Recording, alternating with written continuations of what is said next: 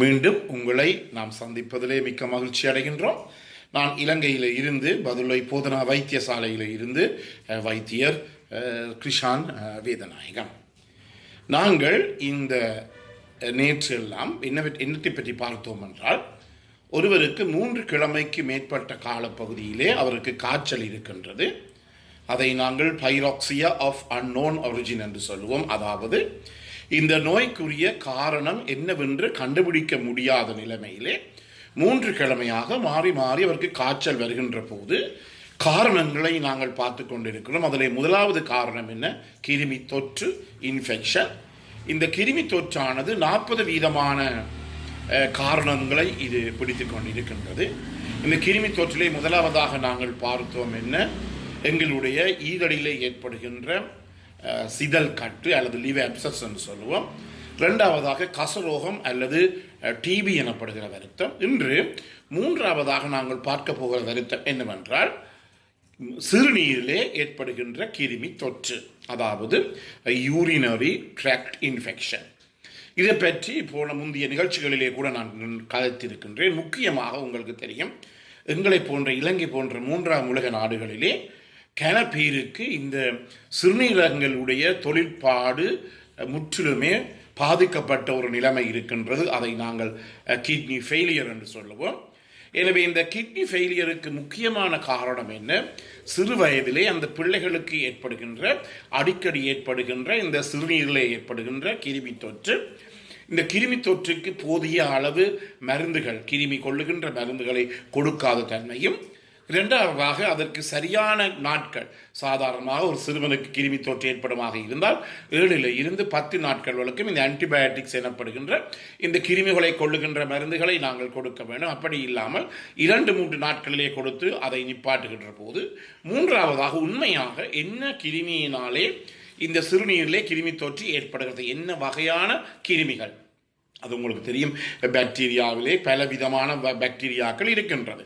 எனவே Pseudomonas, E coli போன்ற பல வகையான சாதிகள் இருக்கின்றது. எனவே அப்படி ஒன்றும், அதாவது சிறுநீரை சோதிக்காமல், யூரின் ஃபுல் ரிப்போர்ட் எனப்படுகின்ற சிறுநீரை சோதிக்காமல், சிறுநீரை நாங்கள் வளர்க்காமல், யூரின் கல்ச்சர் அண்ட் ஏபிஎஸ்டியை செய்யாமல் நேரடியாகவே நாங்கள் என்ன செய்கின்றோம்?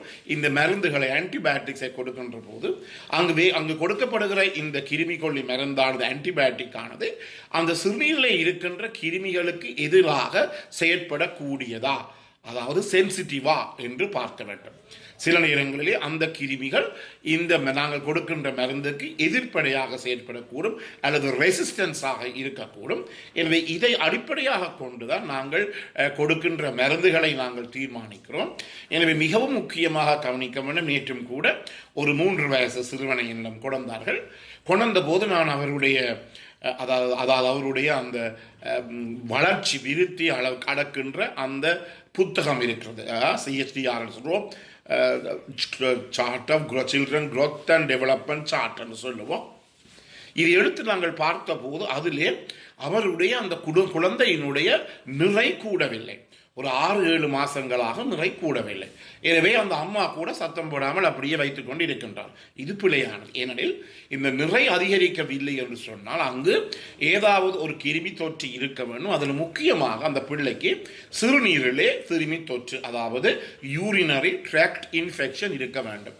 இதன் காரணமாகத்தான் அந்த பிள்ளையினுடைய நிறை அதிகரிக்காமல் இருக்கின்றது. எனவே இந்த 3 கிழமைகள் தொடர்ச்சியாக காய்ச்சல் ஏற்படுமாக இருந்தால் அந்த காய்ச்சல் கூட சில நேரங்களிலே இந்த சிறுநீரிலே ஏற்பட்ட கிருமி தொற்றாக இருக்கலாம்.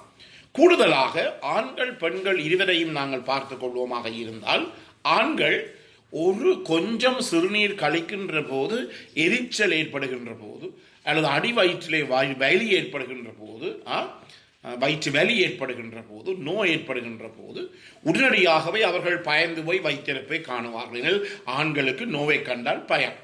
ஆனால் இதே நிகழ்ச்சி பெண்களுக்கு ஏற்படுகின்ற போது அவர்கள் இதை கவனிக்க மாட்டார். ஒன்று, அவர்களுக்கு சரியான வேலை, வீட்டு வேலை, அலுவலக வேலை, பிள்ளைகளை பார்க்கின்ற வேலை, பல வேலைகள் இருக்கின்றது. எனவே வேலை பழுக்களின் மத்தியிலே இந்த சிறுநீர் கழிக்கின்ற போது ஏற்படுகின்ற எரிவையோ அடிவயிற்று வலியையோ நோவையோ அவர்கள் கவனத்துக்கு எடுத்துக்கொள்ளாமல் என்ன நடைபெறுகிறது என்றால் இந்த கிருமி தொற்று ஒருவருடைய உடலிலே இருக்கின்ற இந்த சிறுநீர் பைக்கு சென்று சிறுநீர் பைகளிலிருந்து சிறுநீர் கான்களின் ஊடாக சிறுநீரகத்தை அடைந்து அங்கு பாரதூரமான பிரச்சனை ஏற்படுத்தக்கூடிய சந்தர்ப்பங்கள் இருக்கின்றது. எனவே பெண்களும் கூட முக்கியமாக நாங்கள் சாதாரணமாக சொல்லுவோம், ஒரு சிறுநீர் கழிக்கின்ற போது எரிவு அல்லது எரிச்சல் அடிவயிறு வலி இவ்வாறு இருக்குமாக இருந்தால் கட்டாயமாக அந்த இடத்திலே நாங்கள் என்ன செய்ய வேண்டும், சிறுநீரை நாங்கள் பரிசோதித்து பார்ப்பது மிகவும் முக்கியம். உங்களுக்கு தெரியும், ஆண்களுக்கு ஒரு தரமே இந்த சிறுநீரிலே தொற்று ஏற்படுமாக இருந்தால் அது மிகவும் பாரதூரமான சிறுநீர் தொற்று என்று சொல்லுவோம். அதாவது காம்ப்ளிகேட்டட் யூரினரி ட்ராக்ட் இன்ஃபெக்ஷன் என்று சொல்லுவோம்.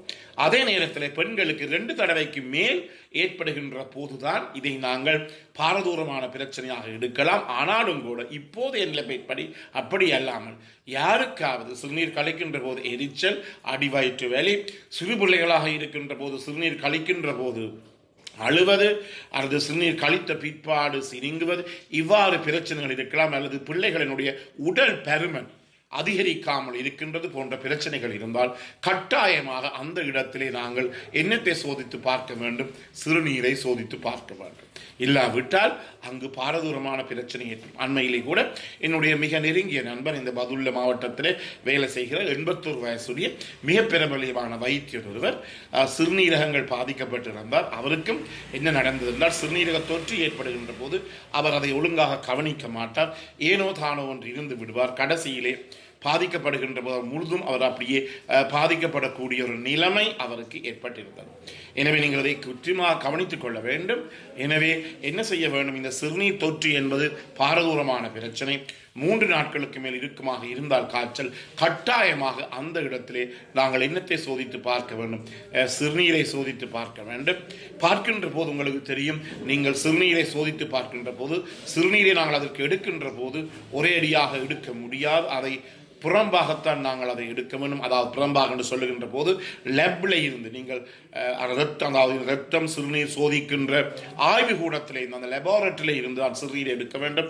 தூர இடத்துல இந்த சிறுநீரை எடுத்து அந்த லேப்புக்கு நாங்கள் அந்த ஆய்வு கூடத்துக்கு நாங்கள் கொண்டு போக முடியாது, டிரான்ஸ்போர்ட் பண்ண முடியாது. அதே நேரத்திலே ஃப்ரெஷ் சாம்பிள், அதாவது புதிதாக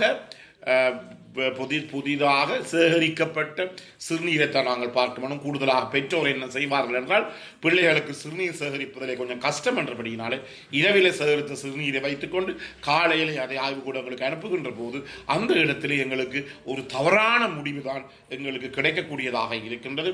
இது சிறந்த முறை என்னவென்றால், ஆய்வுக்கூடங்களிலே போய் அங்கே இருந்து கொண்டே அங்கே இருக்கின்ற மலசல கூடங்களுக்கு சென்று, துப்புரமான மலசல கூடங்களுக்கு சென்று எங்களுடைய உறுப்புகளை, எங்களுடைய இனப்பெருக்கு உறுப்புகளை நன்றாக மென்மையான சவர்க்காரம் என்று சொல்லுகின்ற போது பேபி சோப்புன்னு சொல்லலாம், சிறுவர்களுக்குரிய சவர்க்காரத்தை போட்டு கழுவி அதன் பிற்பாடு அங்கே இருந்தே சிறுநீரை சேகரித்து கொடுப்பதுதான் இதற்குரிய சரியான முறையாக இருக்கும்.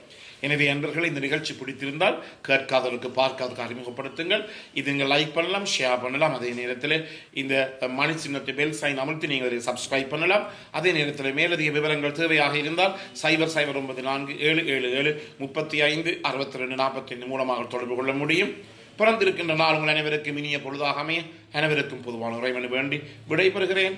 நன்றி, வணக்கம்.